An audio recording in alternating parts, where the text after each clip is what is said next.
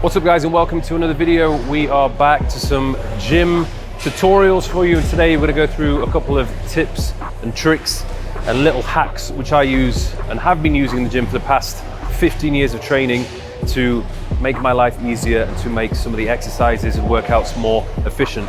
Some of these are going to be pretty damn obvious, however some of you may not have seen them before, so it's worth watching all of these and sticking all the way to the end. So the first little hack is to do with warming up. I am not a huge fan of warming up, but it needs to be done, but I don't like to spend too much time doing it. I found one of the best warm-ups you can do before any session is literally just to hang from a bar. And just hang for pretty much as long as you possibly can do. Allow everything to stretch out. Not only does this help improve your grip strength, but it decompresses your spine. It also improves shoulder mobility, it improves your posture, and it can also iron out any potential imbalances. If you feel as though your grip strength is letting you down, then you can get the notorious straps out, get yourself nice and strapped in to the bars, and once again, just hang. I recommend doing that for 2 minutes before you work out, and then once you finish your workout, once again for 2 minutes. The next one is to assist with your shoulder training. Whenever you're training shoulders, I recommend that you bring your cuffs. If you don't have some cuffs, I recommend you buy them. You can get them off Amazon.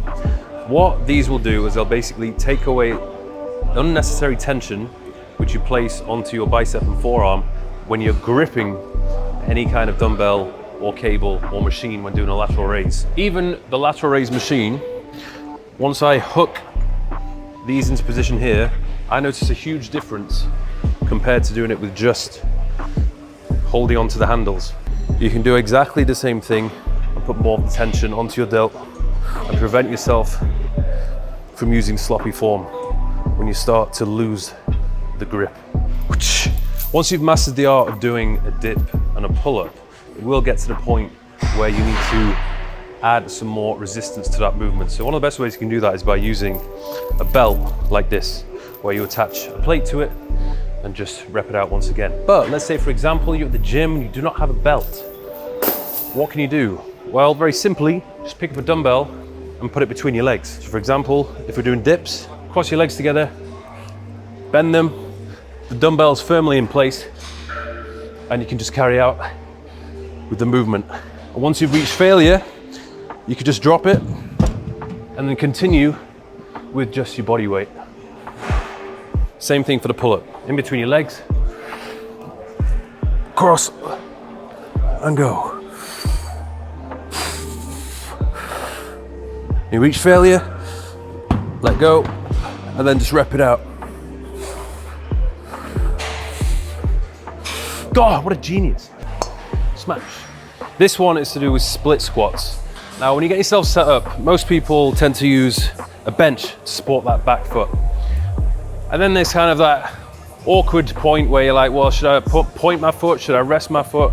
When I go down, it feels a little bit awkward. I feel like I'm putting too much resistance on my back foot. It just feels weird. So what we can do to avoid that is simply getting a foam roller or even a pad, it's up to you. And then we just feed it through a barbell. Have it like that. And then rest our foot on the top of it. And of course, everybody is different. Some people are really tall, some people a little bit shorter. So sometimes a bench is just not always going to be the right height.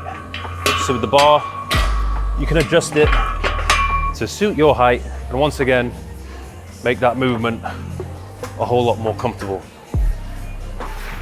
So back to my absolute favorite, the lateral raise with the cable and with the cuff. It might get to the point where I feel as though this weight is a little bit easy and I want to increase it. But what options do I have? I'm already at 20 pounds. To increase it, the next increment is 30 pounds. So I've just added an extra 10 pounds to this isolation movement, which ends up being far too heavy. In order to gradually increase the weight a little bit, I'm going to get a little dumbbell. This is 1 kilogram, and I'm just going to place it there.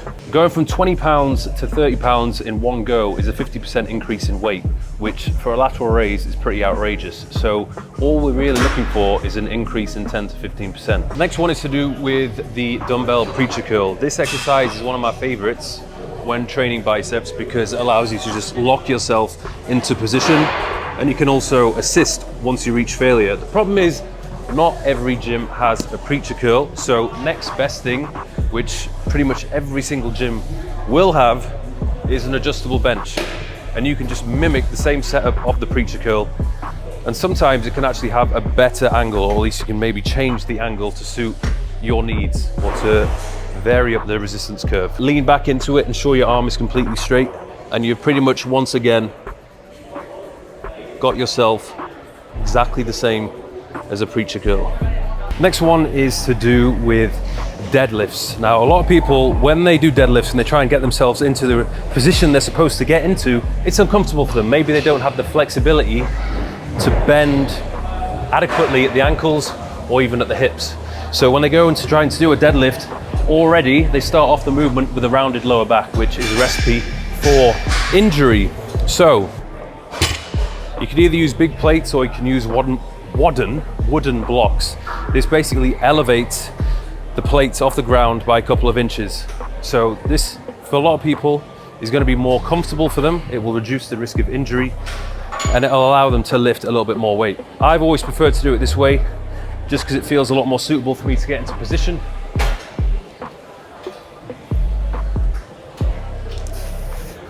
This next one is to do with grip positioning when doing pull down and rowing movements. Say for example, I want to use this attachment. I'm a fan of doing pull downs like this, but what if your gym didn't have this? What if we only have the wide grip? Well, we could quite easily grab some single attachments and just hook them on ever so smoothly. Make sure they're the same distance apart, and we can replicate the same movement. Of course, if you wanted to, you could just do a single arm pull down with the same grip, but this is a nice alternative if you don't have that attachment. Same thing goes for the T-bar row. This particular T-bar row has a pronated grip and a 45-degree angle grip, but no neutral grip or supinated grip. So once again, get the attachments, hook them anywhere that is locked in position, and straight away I can do some supinated T-bar rows. The next one is regarding abs. Now, my all-time favorite ab exercise is the hanging knee raise. We're bringing these up and crunch. The problem is you need a fair amount of upper body strength just to hold yourself in position. And usually it's your upper body that gives way before your abs reach failure. So an absolute essential piece of equipment, in my opinion, for abs is these ab straps. Let's put your elbows in. Now you can just hang and go to complete failure without needing to worry about your upper body giving way. Also feels a lot better on the shoulder joint. And if there's one exercise which I would do for the rest of my life for abs, it would be this one. Another thing which you might have seen me do on a regular basis is train legs barefooted. You might be saying, Mike, why are you training without shoes, you absolute hobo? There's a good reason behind it. Most shoes, particularly the trainers like Nike with the foam pad in the heel or the springy sensation, they are usually absolutely terrible for leg training. Why? First of all, there is a lack of stability. If you're wearing these trainers, if you're doing a heavy compound movement, whether it's a squat, Romanian deadlift, bent over row, whatever it is, usually your feet are rocking all over the place. When you take your shoes off, you have increased proprioception. Your entire foot is spread out along the surface which you're standing on, which not only improves the stability, but it just allows you to be more in tune with the ground and just gets everything firing the way it should be and distributes the weight evenly. Next is to do with weak point training. So if you have a lagging muscle group, which being realistic for most men tends to be the calves or maybe it's the rear delts, there's absolutely nothing wrong with starting the session off with those exercises. So say for example, rear delts, maybe just start off doing 1 or even 2 exercises at the beginning of your workouts, training the rear delts. Not only is this going to help with warming up, it's also just going to help build the rear delts, shockingly. Usually they're a weak point to begin with because they're left right to the end of the workout when you're mentally drained and you're physically drained, and you don't really give it enough when training them.